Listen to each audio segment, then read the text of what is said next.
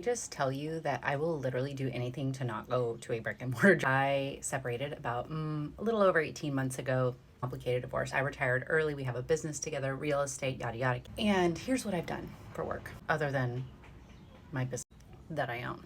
Invested in the stock market. I have a lot of long-term goals. That's really wonderful, great. So things that I use: E-Trade, Fundrise, Robinhood, Auto. Definitely look those things up. Autopilot especially for my long-term people. Started doing meditation. I originally started doing tantric yoga and coming alive again and feeling like myself. I will post videos of what I used to look like when I was still married. Mental mindset and glow up was in meditation. 2 weeks in, I started listening to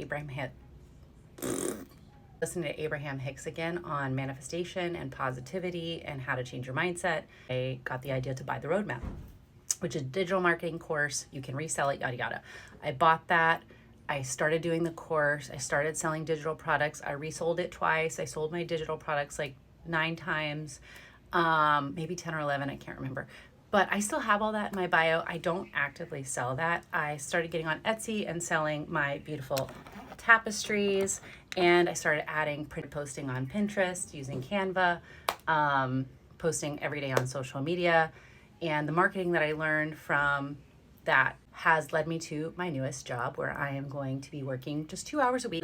Social media management that I'm doing, and I also bought a course on options trading. The more obvious is the influencer route. I do believe in getting paid to exist. I'm a manifesting generator, if anybody likes human sign, and we like to start new stuff all the time.